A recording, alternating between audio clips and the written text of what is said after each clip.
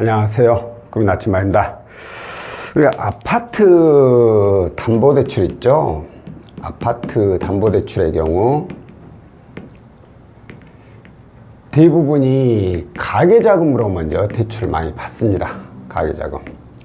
우리 뭐 정부 지원이나 아니면 은행에서 받는 거라든가 이런 대부분이 다 가계자금이에요. 이 가계자금 상품은 우리가 흔히 많이 들어봤죠?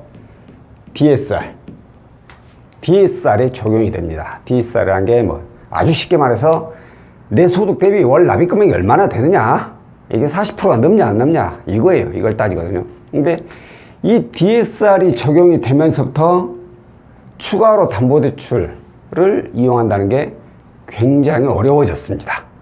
그러다 보니까 어떤 분들의 경우에는 이렇게 신용대출, 그럼 이 신용대출이 많이 있는데 이거 안 되겠어. 너무 이자도 높고 납입금액도 많아서 내 거 지금 담보가 아직은 뭐 대출은 받았지만 그 여유가 좀 있으니까 이걸 받아가지고 낮은 이자로 받아서 얘네들을 그럼 신용대출을 다 상환을 해버리면 납입금액이 많이 줄어드니까 생활하는데 부담이 줄어들겠다 하고 담보대출 알아보면 DSR 초과합니다 라고 해서 대출이 안 되는 경우가 많아요. 참 이럴 때 정말 답답한 게 이 DSR이 어찌 보면 P2P 대부업체로 떠미는 격이 돼버렸어요.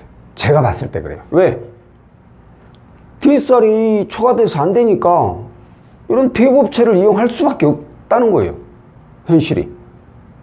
그나마 이런 데 이용하면 이자는 좀 더 높긴 하지만 말 그대로 이자만 납부하잖아요. 원금 없이.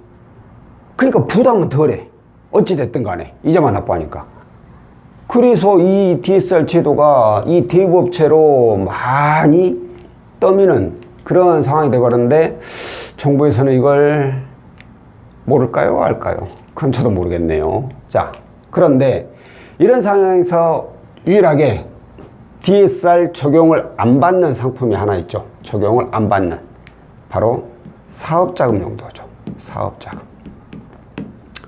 사업자금 용도는 말 그대로 내가 현재 사업을 영위하면서 이 사업에 들어가는 비용을 구하기 위해서 대출을 받는 거예요. 이건 DSR에 적용이 안 됩니다. 그나마 다행이죠. 그나마. 근데 문제는 말 그대로 사업이에요. 사업자금. 그럼 사업자금 누가 이용할 수 있느냐? 이건 개인 사업자 혹은 법인 대표 많이 이용이 가능하고, 그 외에 직장인, 프리랜서, 무직자 이런 분들은 사업하는 게 아니잖아요. 이용을 못한다는 뜻이에요.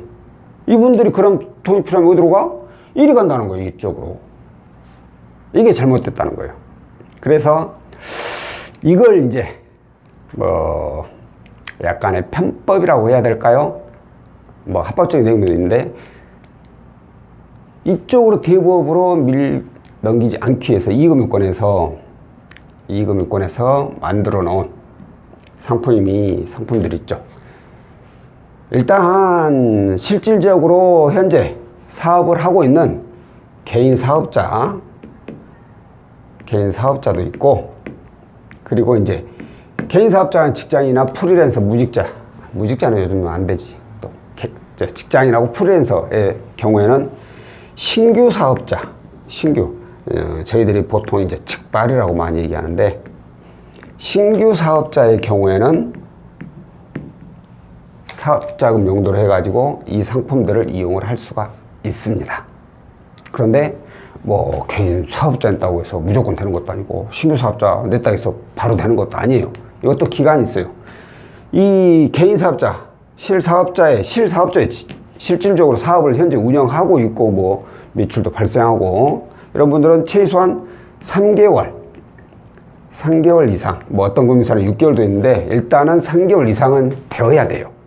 그래야지 적용을 받을 수 있고, 이 신규 사업자의 경우에는 최소한 1개월 이상은 되어야 돼요. 대신 이 신규 사업자의 경우에는 사실 사업장을 운영하지 않아도 적용을 해주죠. 그런데 이제 금액적인 면에서 다르죠. 개인 사업자의 경우에는 뭐 특별하게 뭐 정해졌죠. 많이 뭐 어디는 뭐 30억, 어디는 50억 최대 뭐 이렇게 뭐 나가는데 사실 뭐 그렇게까지 나갈 일이 없죠. 그냥 거의 대부분 1순위로 해서 가계자금 이게 선순위로 이제 대출을 받은 분이 이제 이것은 후순위로 이제 대부분 이용하기 때문에 뭐 아파트 하나에 뭐 후순위로 해가지고 몇십억씩 나가진 않죠. 대부분이 뭐 잘해야 몇 억 이렇게 나가죠. 그래서 특별하게 금액 제한이 없다고 보셔도 돼요. 10억 넘어가는 경우가 거의 없으니까 없다고 보고, 신규 사업자의 경우에는 이건 1억 원 이하만 거의 진행이 가능합니다. 그러면 왜 개인 사업자하고 신규 사업자 똑같은 사업자인데 이렇게 차이가 나느냐? 그 이유는 이게 바로 자금 용도 증빙 때문에 그래요. 증빙. 개인 사업자 실질적으로 사업을 운영하시는 분이라 있잖아요. 이런 분들은 1억 이상 대출이 나가게 되잖아요. 여기도 마찬가지고 뭐 신규 사업자도 마찬가지고 1억 이상 대출이 나가게 되면 내가 이 대출금을 내가 현재 사업하는데 이용을 했다. 이걸 증빙을 해야 돼. 그러니까 하다못해 내 사업장 월 임대료 냈다. 그리고 우리 직원들 월급 줬다. 내가 뭐 물품을 구매하는 데 썼다. 이런 식의 자금용도 증빙을 해야지 1억 이상 대출이 돼요. 안 그러면 요즘은 쉽지가 않아요. 그런데 신규 사업자의 1억 원 이하라고 있잖아요. 1억 원 이하. 1억 원 이하는 자금용도 증빙이 없습니다. 없어요. 1억 원 이하는. 그러니까 아닌 말로 내가 1억 대출 받아가지고 돈 내 맘대로 써도 되는 거예요. 그러니까 고금리 신용대출 있으면 그거 상하는 데 쓰는 거고, 맛있는 거 사 먹고 싶으면 그거 사 먹으면 되는 거예요. 특별히 내가 이 돈 어디다 썼어 하고 용도 증빙을 하지 않아도 된다는 거죠. 그렇기 때문에 이 신규 사업자의 경우는 대부분의 분들이 이제 직장인 또는 프리랜서 분들이 이용을 하게 됩니다. 이것도 예전에는 무직자도 다 인정을 해줬거든요. 근데 요즘은 소득이 없으면 또 인정을 잘 안 해주더라고요. 그러다 보니까 이 직장인하고 프리랜서는 소득 증빙이 되기 때문에 이런 분들 위주로 이용을 하면 될 것 같고, 개인 사업자는 뭐 어차피 사업하고 있기 때문에 자금용도 증빙도 좀 더 이 신규 사업자보다는 용이해서 뭐 원하는 금액을 이용을 하실 수 있게 됩니다. 이게 이 사업자금이 어떤 분들은 이런 얘기를 하세요. 우리 집이 다주택인데 내가 다주택자인데 그래도 상관이 없나요? 라고 물어보시는 분들인데, 이건 다주택도 아무 상관이 없어요. 다주택자도 오케이입니다. 상관이 없어요. 근데 다주택자들의 경우에는 이제 부채가 많이 있는 분들이 있어요. 그러니까 이게 어떤 내용이냐면, 자, 이거 묶어내서 이렇게 사업자 있고 뭐 신규 사업자 내면은 대출 이렇게 우리가 해줄게. 뭐 최소한 1억 이하는 자금용도 증빙해줄게.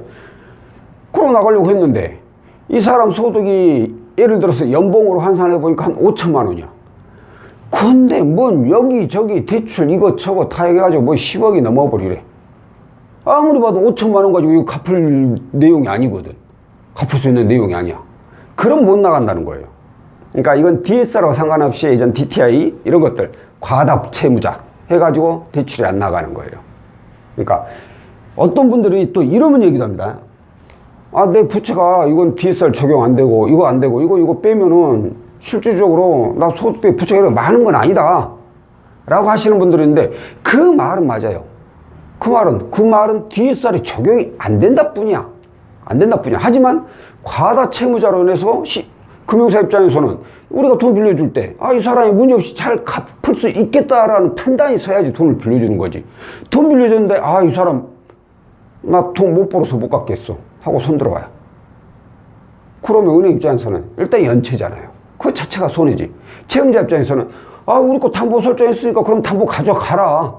그럼 될 거 아니냐. 이 쉽게 얘기할 수 있는데, 그건 맞아요. 어차피 연체하고 그러면 압류 들어가고 경매 들어가니까. 근데 금융사 입장에서는 이분이 아니라 더 소득 많고 부채 없는 분들이 대출해달라고 줄 서가지고 있는데, 뭐 이게 뻔히 연체할 것 같이 보이는 분한테 돈을 빌려주진 않는다는 거죠.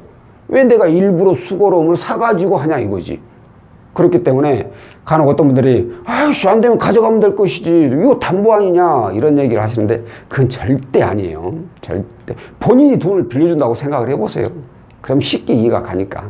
그러니까 오늘은 이 아파트 담보대출, 그러니까 가계자금 받고 그리고 나서 그 외 대출로 인해서 DSR 초과이신 분들이 혹시라도 개인 사업자이거나 아니면 신규 사업자를 내 가지고 이용을 할 수 있는 이 사업자금 용도에 대해서 안내를 해드렸고요. 다음번에 또 다른 내용으로 찾아뵙도록 하겠습니다. 고맙습니다.